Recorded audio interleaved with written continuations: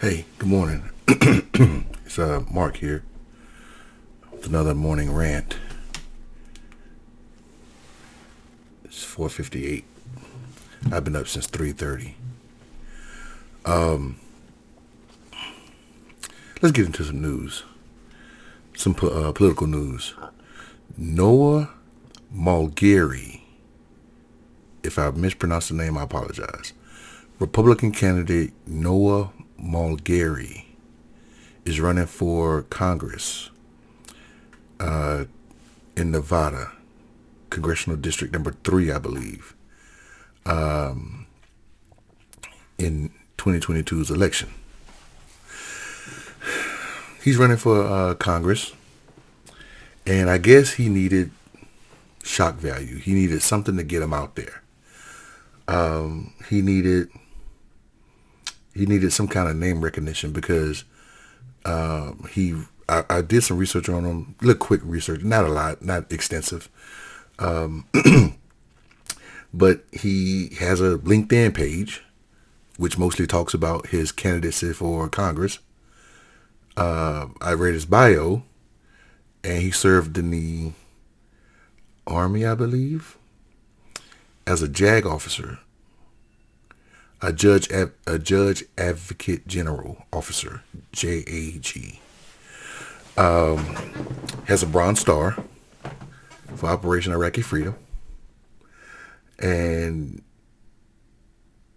did deploy as a lawyer, because everybody deploys, no matter who you are, no matter what you do, you're deploying. So give him credit for serving his country, whether it was a lawyer, cook, administrative, no matter what it is, credit for serving your country. But again, I think he needed shock value. He needed something to get his name out there. And what better way to get his name out there than to call for the hanging of a general. Let's go to the videotape.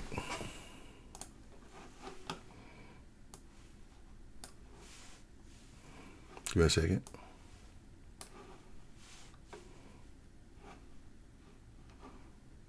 Clear under the UCMJ, we don't need a congressional commission to investigate the crimes of Mark Milley. All the evidence is out there.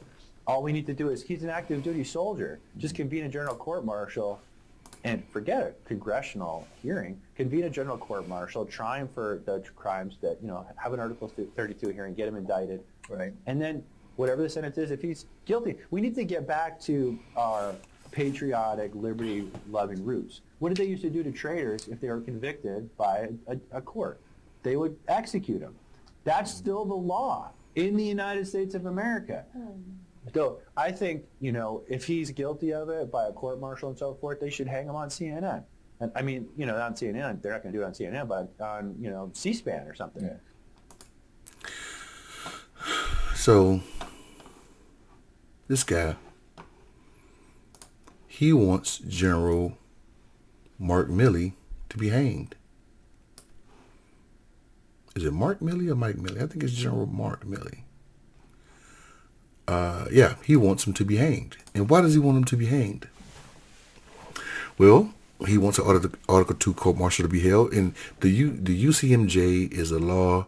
The Uniform Code of Military Justice is the law in which the military lives by. It's not. How can I put this? It's a military way of administering the law per the Constitution. If I can break that down as far as possible. So you can get a court martial for a lot of things. There's a lot of different court martials or courts martial in the articles or the UCMJ. So like you probably won't get court martial for being late for work, or non-judicial punishment, or NJP, for being late for work as a civilian. But you can get that for being late for work as a service member. You can get charged with unauthorized absence, or absent without leave. So it's we say this a lot in the military, where the military is a dictatorship. It's not a democracy. It's not a vote by consensus. When I say move, you move. As a Marine recruit, you are taught to. I said this before. Like when they say they'll do a countdown for you to do something. Like, hey, go to your Foot Lockers, grab this, and they will count down. And then they would say once they get to zero, the ditty or the response that we would give back is freeze, recruit, freeze. Why do we give that ditty? Because when he says zero, whatever you're doing, stop. Don't move again. Don't move. So when you're, and that little ditty helps you in battle. If you're out in the desert, in the jungle, urban terrain, and someone sees a landmine, what's the first thing a Marine is going to say? He's going to say zero. And when you say zero, everybody know freeze. Don't move, because your next step could be your last step. So we are taught military is a dictatorship. There's no voting consensus. We don't vote on exercise. We don't vote on the way the work should be done. When I say move, you move. Excuse me. Why is he wanting to execute General Mark Milley, on CNN? Well, back in September, he admitted to calling China to let them know during the January 6th insurrection that the military was not going to attack China. Let's hear it from the man's own mouth. With respect to the Chinese calls, I routinely communicated with my counterpart, General Lee, with the knowledge and coordination of civilian oversight.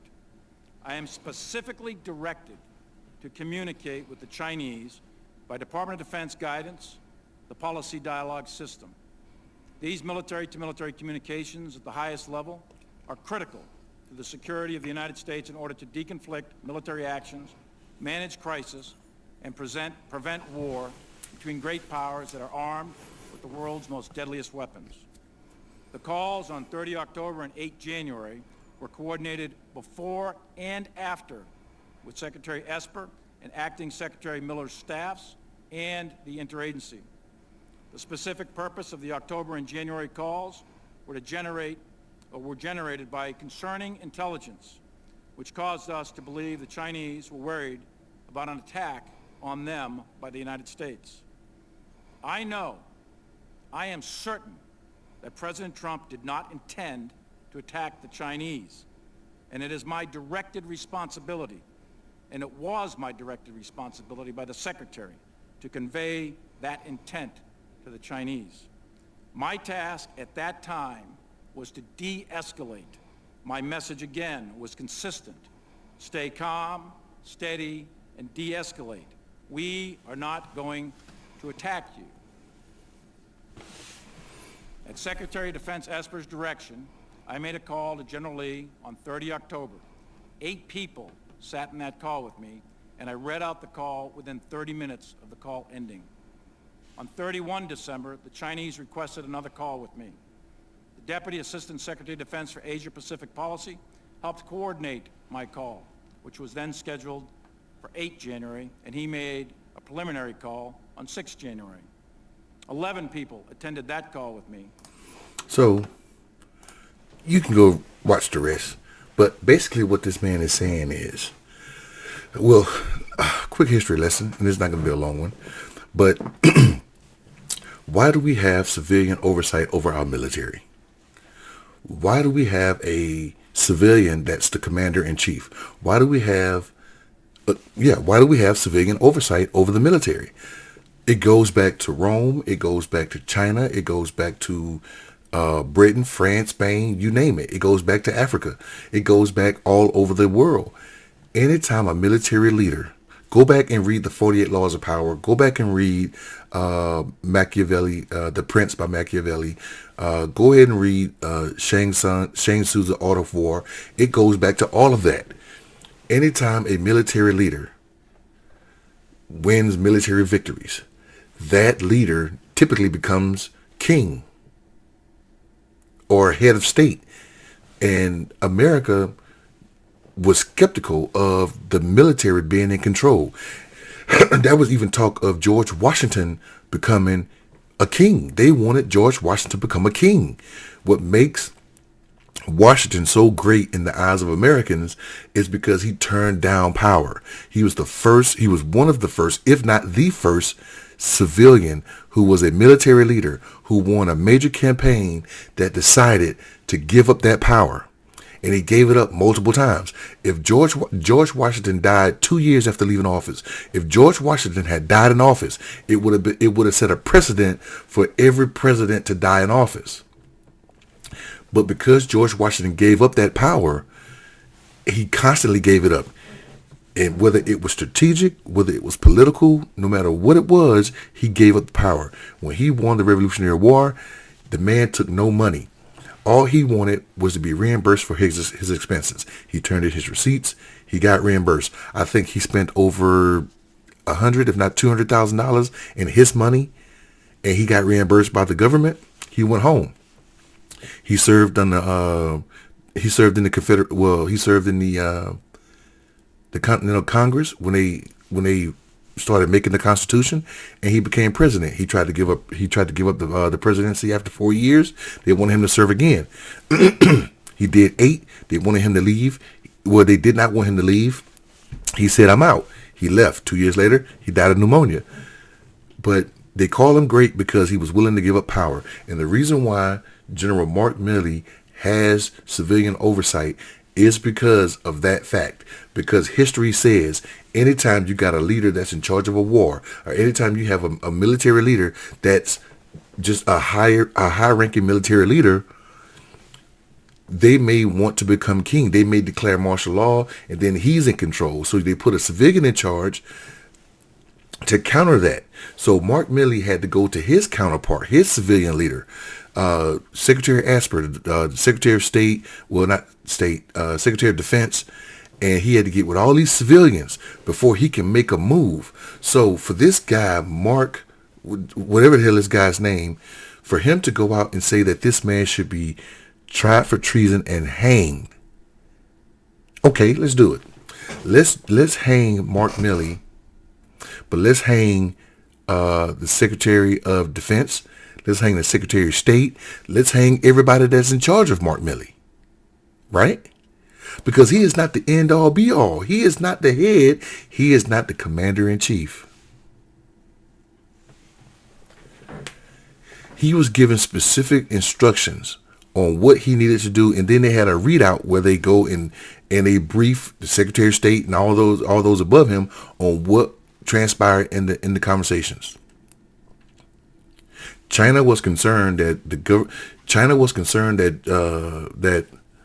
that Trump, by losing the election, or possibly losing the election, was going to create a war. Everybody knows you don't change presidents in time of war. So by declaring a war or by going to war, we may say, well, let's put the Constitution to the side. Let's keep Trump in because he's fighting China. So maybe they had some intelligence. Not sure where they got the intelligence from, but maybe they had some intelligence that said that Trump was going to bomb China. So Mark Milley and his military leadership was saying, hey, let's get on the phone with these people and tell them, no, that's not going to happen. Now, let's go back to World War II, because the United States government gave Japan a friendship medal prior to Japan bombing Hawaii or Pearl Harbor. So history tells us that Mark Milley can make all the calls he wants. We're going to do what we want to do. So So Mark Milley, General Milley can say, well, we're not going to bomb you. At the same time, we got destroyers heading their way. This is all a game. It's all a dance. So who the hell is this guy who was a freaking JAG officer? Probably didn't make it past captain. If I don't know what his rank was. But who is this guy to say that this guy should be executed when he don't have the facts? And a simple Google search will give you the facts. So, yeah, I think this guy just wanted to make a name for himself. I think this guy had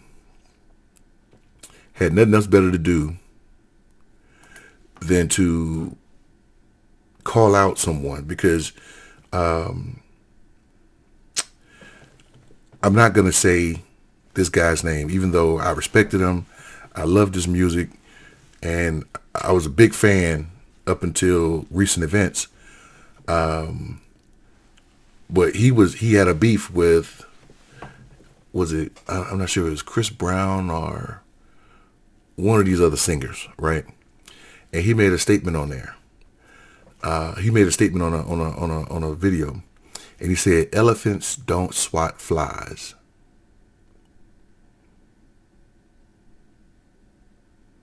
Elephants don't swat flies. What does he mean by that? Elephant is a big animal. A fly is a small insect. You can go watch nature videos and you'll see elephants not really swatting them. Even though they got the ears, they flap every now and then, but elephants don't swat flies. He say that because big people don't punch down. It's the little people that got to punch up. And I think that's what this guy was doing. I think this guy from Nevada wanted to have some kind of get himself in the mix, get himself in the news, so he can punch up. So he got to punch up. So trust me, General Mark Milley is not going to respond to this. Even if mainstream media come out and says something, he probably just elephant ear it, because Mark Milley is an elephant, and this guy running for Congress, he's not even in Congress. This guy running for Congress is a fly. So it's my take on it. What do you guys think? Hey, if you stuck around for the 17-minute video, I appreciate it. I'm on Twitter. I'm on Instagram, YouTube. Go ahead and like and subscribe. Facebook, go ahead and follow me. And hey, you guys today is Tuesday. I'm back at work. You guys have a great Tuesday. Hope you have a great week. And let's get ready for the new year. Let's be thankful for the new year. One thing my wife makes me do. One thing my wife makes me do for New Year's is she makes us all get in a circle and we pray. We thank God for the outgoing year, and we thank God for the incoming year. And one of my prayers have been she makes me do the lead, because I'm being the father of the house, being the head of the household. I'm gonna do the prayer. So one thing I pray for, and that's for the last 2 years, is a lot of people have died, whether it's COVID, whether it's general illness, whether it's car accidents, alcoholism, whatever it is. For some reason, from January 1st of 2021 to December 31st of 2021, God has kept you around. Or I would say this: the person in whom you worship, and he or she can go by many names, but whomever you worship has kept you here for a reason. There's a reason why you didn't perish this year. There's a reason why you didn't perish last year. Find out what that reason is and pursue that reason. So that's going to be the prayer this year. You guys have a great week, and I will see you guys on the next one. I'm out. Y'all take care.